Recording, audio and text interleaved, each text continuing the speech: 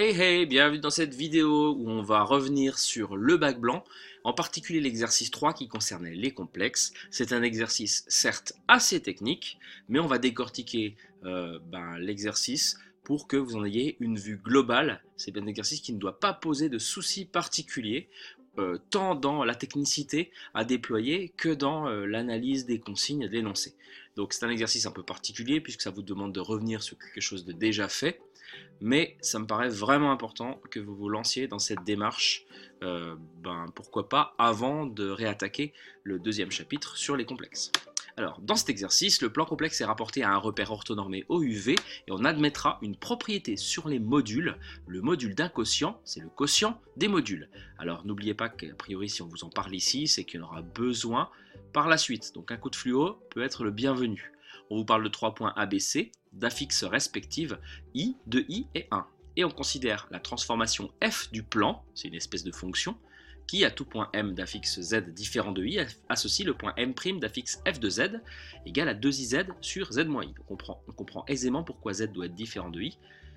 On ne doit pas avoir de dénominateur nul. Première question, placez les points ABC dans le repère OUV. Et on complétera la figure au fur et à mesure. Eh bien allons-y, le point A c'est i, le point B c'est 2i et le point C c'est 1. Donc i, 2i et 1, c'est parti.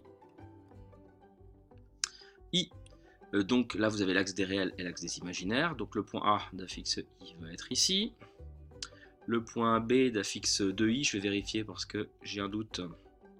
C'est bien ça, i, 2i et 1. Le point B va être ici. Et le point C, 1, c'est ici. Première question, c'est fait.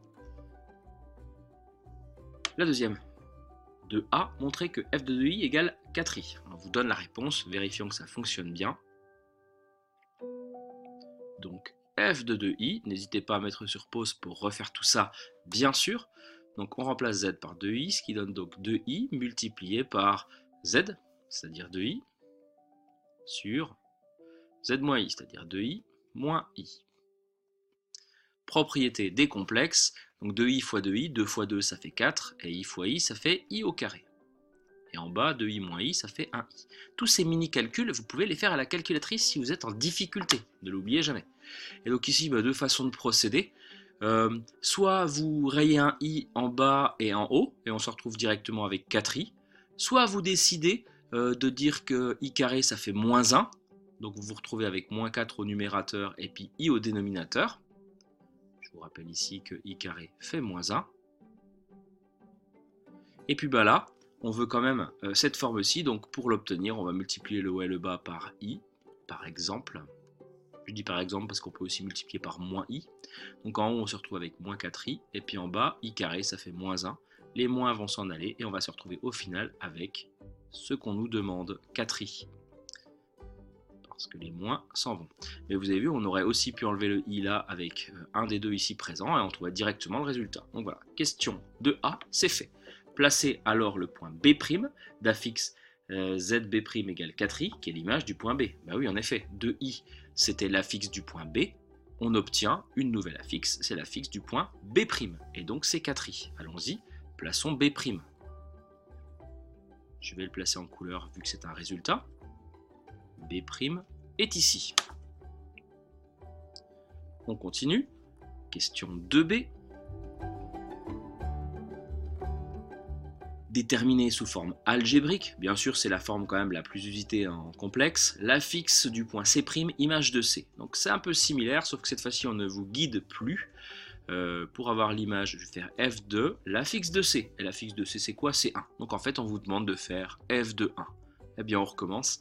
F de 1 ça fait 2i fois 1. Ça c'est un i. 2i fois 1 sur 1 moins i. On se retrouve donc avec 2i sur 1 moins i. On pourrait en rester là, on obtient bien une image, mais c'est compliqué à placer sur le dessin par exemple. Et d'ailleurs, on vous demande ici de le mettre sous forme algébrique, ce n'est pas la forme algébrique c'est la forme a plus ib. Donc il faut s'arranger pour faire remonter 1 moins i au numérateur.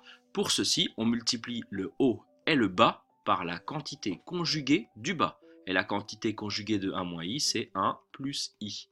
Donc on multiplie par 1 plus i en haut et en bas. Et on se retrouve donc avec, je vais continuer ici, donc je vais faire un petit développement en haut, 2i fois 1, eh bien ça fait 2i, et puis 2i fois i, ça fait 2i au carré, sur 1 moins i facteur de 1 plus i, on pourrait se contenter de faire une double distributivité, mais on peut aussi voir une identité remarquable, a moins b fois a plus b, ça fait a carré moins b au carré. Donc, assez classique, 2i, on le laisse, i carré ça fait moins 1, donc ce qui donne moins 2, et puis en bas, 1 au carré ça fait 1, i carré ça fait moins 1, avec le moins ça fait plus. Finalement, 2i moins 2 sur 2. On va séparer les choses, donc 2i sur 2, ça fait i, et puis 2 sur 2, ça fait 1. Donc au final, si je veux le mettre proprement sous la forme algébrique, ça fait moins 1 plus i. Partie réelle, moins 1, partie imaginaire, 1 également. Ce n'est pas suggéré, mais on va le placer, puisqu'on vous demande de compléter au fur et à mesure la figure. Donc, je vais le placer en rouge, pareil, le point C', son affixe c'est moins 1 plus i. Moins 1 plus i, C'. Continuons. Question 3. On va parler d'invariants. C'est quelque chose de vraiment très classique dès qu'on parle de fonctions. Les invariants, on vous a rappelé la définition parce qu'a priori vous n'avez pas à la connaître. Un invariant, c'est un point qui vérifie lui-même est égal à son image. Donc en fait, on va chercher à déterminer f de z égale z. Z' égale z si vous voulez dans un premier temps, ou f de z égale z. Et puis f de z, c'est ceci. Donc pour vous aider, on vous a directement mis l'équation à résoudre. On va résoudre 2iz sur z moins i égale z. Et là, la très mauvaise idée à avoir, c'est de remplacer z par une forme algébrique du type x plus y. On ne fait pas ce genre de choses, sauf dans deux cas. 1, si on vous le suggère, et 2, si on a des z et des z bar. Ici, on ne va pas le faire. C'est-à-dire qu'on peut résoudre cette équation sans passer par là. Ça, c'est une forme similaire à quelque chose du type 2i, c'est un nombre complexe, donc je vais mettre 3 à la place. Le z, c'est notre fameux x de d'habitude. X moins, à la place de i, je vais mettre 5, égale x. Voilà. Résoudre ça, ça revient à résoudre quelque chose comme ça. Ça, techniquement, vous savez faire, on va passer du même côté, etc. Et bien là, on va faire de la même chose. Donc ça, vraiment, c'est brouillon. Je le laisse ici quand même. Mais en fait, c'est pour vous prouver que ça, il y a besoin de pas grand-chose pour réussir à résoudre ça. Donc, je vais travailler par équivalence. Je vais commencer par passer z moins i de l'autre côté. Donc, ça fait 2iz égale z facteur de z moins i. Mais là, techniquement, on perd une information. Donc, je vais quand même préciser, même si, bon, c'était pas vraiment exigible, que z doit être différent de i. Là, vous le voyez. Mais ici, on perd cette info. Donc, je le précise. Et donc, je vais trimballer ça à chaque fois si je travaille par équivalence. On va développer. On va développer la partie droite, le membre de droite, ça fait z carré moins iz. Et puis je vais rajouter toujours mon z différent de i. Et puis donc je vais tout passer du même côté, tout passer à droite, pourquoi pas. Donc tout ça c'est équivalent à 0 égale z carré moins iz moins 2iz. Toujours avec la contrainte que z doit être différent de i. Je continue ici. Moins iz moins 2iz, ça fait moins 3iz, je vais l'écrire à gauche quand même. Z carré moins 3iz égale 0 avec z différent de i. Voilà, on se retrouve avec quelque chose comme ceci. Et là, la deuxième mauvaise idée à avoir, c'est de faire un discriminant delta. Pourquoi? Parce que les coefficients sont complexes et qu'on ne sait pas faire des résolutions d'équations du second degré quand les coefficients sont complexes. On sait le faire quand les coefficients sont réels. Donc ici, pas possible. Là, le truc à faire, c'est évidemment de factoriser. On factorise par z, on se retrouve avec z facteur de z moins 3i égale 0, avec z différent de i. Et puis donc, règle du produit nul. Hop, magie. Donc on se retrouve avec z égale 0, ou alors z égale 3i. Donc ici, plus besoin de préciser z différent de i, puisque ça se voit. Ici, ce n'est pas i, puis ici non plus. Allez, on conclut. S égale 0 et puis 3i. Voilà les points, les affixes des points invariants. En fait, il y a 0 et il y a 3i. Dernière question pour cette partie, j'ai découpé l'exercice en deux. Question 4. Démontrer que pour tout m différent de a, c'est-à-dire pour tout z différent de i, ben f de z moins de i est égal à ceci. On se demande un peu pourquoi, mais on va s'exécuter quand même. Donc f de z moins 2i. Qu'est-ce que ça donne? Donc f de z, c'est toujours 2iz sur z moins i. Et on retranche à cette quantité 2i.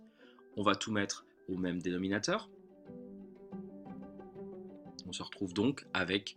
je vais procéder ici en fait. Je vais multiplier, donc pour l'instant c'est sur 1. Je vais multiplier par z moins i en bas et en haut, avec des parenthèses. Et donc on se retrouve avec... Je vais tenter de l'écrire ici une première fois. Donc comme dénominateur commun, pardon, z moins i bien sûr, et puis ici 2iz, et puis moins 2i fois z, ça fait moins 2iz, parfait, ça va s'en aller, puis moins 2i fois moins i, ça fait plus 2i au carré. Encore une fois, j'écris pas les choses trop vite pour ne pas faire d'étourderie, ça va très vite. Et donc i carré ça fait moins 1, on se retrouve donc avec moins 2 sur z moins i. Le moins je l'ai mis devant, qu'il soit au-dessus, devant, ça ne change pas grand chose. Voilà pour cette question 4. Question 5. On suppose dans cette question qu'un point M d'affixe Z appartient au cercle gamma, c'est gamma, de centre A et de rayon 1, c'est-à-dire que Z-I en module est égal à 1. On peut bien dire ça, hein, si vous avez un cercle de centre A et de rayon 1, et si vous avez un point M qui est sur ce cercle, ça veut dire que la longueur AM est égale à 1, c'est un rayon. Et la longueur AM, ça se traduit avec module de Zm moins Za, c'est-à-dire module de Z moins I, qui vaut 1. Donc ça, c'est donné. Démontrer que f de Z moins 2i en module est égal à 2. C'est parti, on commence à s'intéresser à f de Z moins 2i. Et c'est à ce moment-là qu'il faut se dire, mais tiens, f de z moins 2i, ça me dit quelque chose. Ah bah oui, c'est vrai, c'est ce que je viens de montrer précédemment. Je viens de montrer précédemment que f de z moins 2i, c'était égal à moins 2 sur z moins i. En tout cas, on m'a suggéré de le montrer. Je n'oublie pas de mettre les barres autour, bien sûr. Donc voilà, module de f de z moins 2i, c'est égal à module de cette quantité. Et il faut montrer que ça, c'est égal à 2. Alors là, l'idée, c'est de voir qu'on a un quotient et puis d'utiliser le prérequis ou plutôt la chose qui est admise en début d'exercice. Donc d'après module de z sur z' égale module de z sur module de z', eh bien je vais séparer les deux modules. Donc je me retrouve avec module de moins 2 sur module de z moins i. Or, le module de moins 2, c'est 2. Puisqu'en fait, moins 2 est un nombre réel, donc ça correspond à la valeur absolue. On peut le dire comme ça. Ou alors, vous pouvez aussi appliquer la formule si vous préférez. Et écrire que, je vais vous le faire ici quand même, module de moins 2, ça va être racine carrée de partie réelle, moins 2 au carré, plus partie imaginaire, 0 au carré. Donc ça fait racine de 4, c'est-à-dire 2. C'est un 4. On peut aussi dire que le module, c'est la valeur absolue dans R. Donc module de moins 2, c'est 2. Et puis en bas, le module de z moins i, eh bien c'est écrit ici, ça fait 1. Donc on se retrouve avec 2 sur 1, c'est-à-dire de ce qu'on vous demande. Donc question 5, 5a plutôt, c'est fait. Question 5b, en déduire. Vraiment important, le en déduire veut dire qu'on se sert de la question d'avant.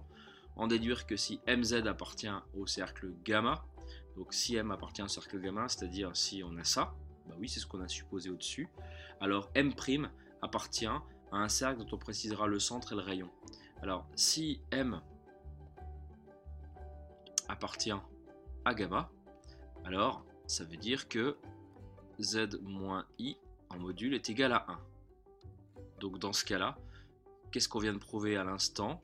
On vient de prouver que le module de f de z moins de i était égal à 2. Et l'écriture f de z correspond à la fixe de m'. Hein. Donc ça veut dire, ça c'est la fixe de quoi au fait? De i, c'est la fixe de, je ne sais plus, de b je crois, je vais vérifier sur la première page, c'est bien ça. Donc en fait, ça c'est la fixe de m', ça c'est la fixe de b, et on vient de montrer que le module de Zm' moins Zb, c'était égal à 2. Ça équivaut à la longueur Bm' est égale à 2. Donc en fait, qu'est-ce qu'on va pouvoir dire de M'? M' est sur le cercle de centre B et de rayon 2. Donc, question 5B. Question 6 maintenant. Je vais préciser quand même que le point B, son affixe est de I. Question 6. On considère le point D dont l'affixe ZD, ça va être racine de 3 plus 2 plus 3 demi de I. On va vérifier que D appartient à gamma. Alors comment faire pour montrer qu'un point appartient à un cercle? Je vais peut-être réutiliser ce dessin-là. Si on suppose que le point D, il est ici, il faut montrer que AD est égal à 1 également. Donc c'est ce qu'on va faire tout de suite. Que vaut la longueur AD? La longueur AD, c'est ZD moins ZA. En module, bien sûr. Et donc le module ou plutôt ZD, c'est quoi? C'est ce que je viens d'écrire. Racine de 3 sur 2 plus 3 demi de I. Et puis A c'est 1. Non, c'est I, pardon. Décidément, vérification. A, c'est I. C'est bien ça. Donc je vais enlever I. Tout ça en module. I, c'est pareil que 2 demi de I. Donc on se retrouve avec racine de 3 sur 2 plus 1 demi de I en module. Identifier la partie réelle et la partie imaginaire. Je vais passer à la racine. Et donc on se retrouve avec racine de 3 sur 2 au carré plus au carré. Ce qui donne, je vais poursuivre ici, racine de 3 au carré ça fait 3, 2 au carré ça fait 4, donc ça fait 3 quarts plus 1 quart à la racine. 3 quarts plus 1 quart ça fait 4 quarts à la racine, ça fait 1. Je viens de montrer en fait que la longueur AD était égale à 1, donc on peut dire que le point D, il est bien sur le cercle gamma. De centre A toujours et de rayon 1. Question B, on va s'intéresser à D'. D', c'est l'image de D par la transformation F. Eh bien, on va la calculer, cette image. Et en plus, on vous donne la réponse, donc on va juste se contenter de faire une vérification. F de racine de 3 sur 2 plus 3i. Voilà ce qu'on a à faire ici. Donc 2i, facteur de racine de 3 sur 2 plus 3i sur z moins i, donc racine de 3 sur 2 plus 3 demi de i moins i. C'est bien 2i z sur z moins i. Donc voilà, l'idée c'est d'arranger un petit peu ça. Eh bien, mettez sur pause et puis on y va. Détaillons ce calcul pas forcément simple. On a dit qu'on avait ici 2iz sur z moins i. Donc le z en question, évidemment, c'est tout ça. Donc là, on pourrait développer, bien sûr, c'est ce que je vais faire après. Mais en fait, on voit aussi qu'il y a un 2 ici, ici et ici. Donc on va pouvoir les rayer. Ça quand même allège un petit peu, le calcul. Je vais, étant rayé, je développe le petit i sur les deux termes. Donc i fois racine de 3, ça fait racine de 3i.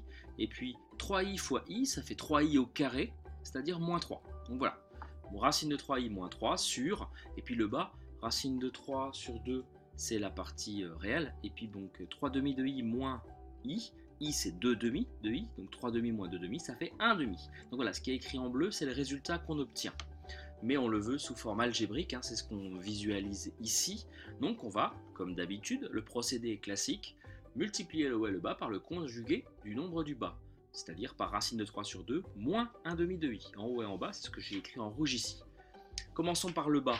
On pourrait faire 4 flèches, mais on va se contenter de voir une identité remarquable, a plus b facteur de a moins b, ce qui donne donc racine de 3 sur 2 au carré, moins 1 demi de i au carré. Je continue avec le bas d'ailleurs. Racine de 3 sur 2 au carré, ça fait 3 au carré, racine de 3 au carré, ça fait 3, et 2 au carré, ça fait 4, donc 3 quarts. Et puis 1 demi de i, le i au carré va faire moins, donc moins et moins ça fait plus, et puis 1 demi au carré ça fait 1 quart. 3 quarts plus 1 quart ça fait 1. Le cas du dénominateur est réglé. Parlons maintenant du numérateur. Donc là on est obligé de faire une double distributivité. Racine de 3i fois racine de 3 sur 2. Alors déjà racine de 3 fois racine de 3, ça fait racine de 3 au carré, c'est-à-dire 3, que vous retrouvez ici. On retrouve également le demi ici et puis le i. Première flèche effectuée. La deuxième, racine de 3i fois... j'ai fait quoi en deuxième? Oui c'est ça, fois moins 1 demi de i. Donc racine de 3, je le multiplie par moins 1 demi, ça fait moins racine de 3 sur 2. Et puis i, ici pardon, i fois i, ça fait i carré, que je ferai après. Donc, deuxième flèche. La troisième, moins 3 racine de 3 sur 2, c'est ici. Et puis la dernière, moins par moins ça fait plus, donc plus 3 demi de i, qui est ici. Et donc pour continuer là-dessus, au niveau des i, j'ai 3 demi de i plus 3 demi de i, donc ça fait 6 demi de i, c'est-à-dire 6 divisé par 2, ça fait 3, 3i. Et puis i carré, ça fait moins 1. Donc en fait, vous vous retrouvez avec un plus ici. Donc plus racine de 3 sur 2, moins 3 racines de 3 sur 2. Il y en a combien de racines de 3 sur 2? J'en ai une, et j'en enlève 3, j'en ai moins 2 au final. Moins 2, racine de 3 sur 2. Les deux vont s'en aller, et on se retrouve avec moins racine de 3. Donc au final, 3i moins racine de 3 sur 1. C'est-à-dire, en remettant les choses dans l'ordre, moins racine de 3 plus 3i, le résultat qui vous était demandé. N'hésitez pas à refaire ce calcul calmement au propre pour vous entraîner. Avant de faire cette dernière question 6C, on va peut-être compléter notre dessin. Qu'est-ce qui nous manque? Eh bien, a priori, le point D et le point D'. Je repasse sur mon dessin, c'est ça. Le point D. Le point D, c'est coordonnées, c'est racine de 3 sur 2, plus 3 demi de i. Racine de 3 sur 2, racine de 3, ça fait à peu près 1,73. Et donc racine de 3 sur 2, ça fait environ 0,87. Donc on peut se cantonner à ces valeurs approchées. Autrement, il y a un truc beaucoup plus classe que je vais mettre ici, c'est de créer un petit triangle rectangle avec les carreaux là. Un triangle rectangle, là je ne suis pas les carreaux hein, parce que j'ai pas beaucoup de place, mais un triangle rectangle dont un côté ferait 1 et l'hypoténuse ferait 2. Si on fait ça avec Pythagore, 2 au carré ça fait 4, 1 au carré ça fait 1, donc en fait 4 moins 1 ça fait 3. Donc le carré de ce côté-là c'est 3. Ce qui est à dire que le côté-là fait racine de 3. Vous pouvez vérifier. Donc là, on dessine 1, on dessine 2 avec son équerre. On prend cette longueur-là au compas et on a la valeur exacte de racine de 3. C'est beaucoup plus classe. Mais bon, là on ne cherche pas à être classe, on cherche à être efficace. Donc, on va placer le point D, racine de 3 sur 2, 0,87, c'est à peu près par là. Et puis donc, 3 demi, on a dit 1,5. Donc on va placer le point D approximativement par ici. Et le point D', c'est 3i moins racine de 3. C'est-à-dire moins racine de 3, moins 1,73, on va dire par là, plus 3i, donc 1, 2, 3, le point D' va être par ici. Et la question C, justement, elle fait référence à ces points B, D et D', puisqu'on va montrer qu'en fait, ils sont alignés. C'est fait très grossièrement, mais vous voyez l'idée. Et bien c'est parti, alignement de points, tout de suite, connexion dans votre tête, ça doit rimer avec collinéarité de vecteurs. Donc on va s'intéresser au vecteur, par exemple BD. Qu'est-ce que c'est que l'affixe du vecteur BD? Z de BD, c'est ZD moins ZD. Donc on va commencer à se pencher là-dessus. Mettez sur pause et trouvez l'affixe de ce vecteur. Donc racine de 3 sur 2 plus 3 demi de i moins 2i.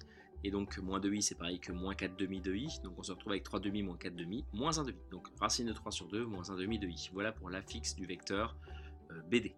On va refaire pareil avec l'affixe du vecteur par exemple BD'. Je garde B hein, parce que B c'est simple, son affixe c'est moins 2. C'est 2i pardon. Donc c'est parti, mettez sur pause. Donc moins racine de 3 plus 3i, moins 2i. Ce qui donne donc moins racine de 3 plus i. Et voilà, on a ces deux affixes de vecteurs. Et donc ici, sauf si on repasse en coordonnées cartésiennes, ce qui est plutôt malvenu, on ne peut pas utiliser le critère de collinéarité, vous savez, x, y' moins y, x' égale 0. Mais en revanche, on peut revenir à la définition de deux vecteurs collinaires. Deux vecteurs sont collinaires lorsque il y en a un qui est multiplié par un nombre pour donner l'autre. Un nombre non nul bien sûr. Donc là on voit qu'il y a quand même un lien entre les deux. On voit qu'il y a racine de 3 puis racine de 3 sur 2. Donc a priori, qu'est-ce qui se passe si je multiplie ça par 2? Eh bien les deux vont s'en aller ici et ici. On va se retrouver avec racine de 3 moins i. Alors c'est pas tout à fait ça, c'est l'opposé. Donc là on a vu que clairement que en fait on remarque que moins 2 fois le vecteur, plutôt déjà l'affixe du vecteur BD, c'est égal au vecteur BD'. On vérifie, hein. Moins 2 fois ça, ça fait bien moins racine de 3, et puis moins 2 fois 1 demi de i, ça fait bien i. Donc ça équivaut à dire que moins 2 fois le vecteur BD, c'est égal au vecteur BD'. Donc BD et BD' sont deux vecteurs collinéaires. Et la collinéarité de vecteurs implique l'alignement des 3 points qui constituent ces vecteurs. Donc B, D et D' sont collinaires. Voilà une façon de faire. L'autre, c'était de repasser en coordonnées cartésiennes, évidemment, avec racine de 3 sur 2, point virgule, moins 1 demi, et puis moins racine de 3 et 1. Je vais quand même le faire par acquis de conscience. Donc le vecteur BD. Mais a priori, si on est en affixe dans un plan complexe, on évite quand même. Donc BD', c'est moins racine de 3, 1. En fait, c'est juste pour vous rappeler la formule, le critère de collinéarité. Hein. Quand on fait moins 1 demi fois moins racine de 3 et qu'on enlève racine de 3 sur 2 avec 1, qu'est-ce qu'on obtient? J'écris pas 0 tout de suite. Hein. Donc les moins s'en vont. Ici, on se retrouve avec racine de 3 sur 2 moins racine de 3 sur 2 égale 0. Critère de collinéarité validé. Donc vecteur collinéaire. Mais ça vraiment c'est à réserver pour le plan cartésien, donc des coordonnées réelles. Voilà pour cet exercice en tout cas. La correction est assez longue mais je l'ai voulu très détaillée pour ne pas laisser de zone de flou. N'hésitez pas à reprendre des points et puis on peut en discuter après. A bientôt en tout cas pour une prochaine vidéo.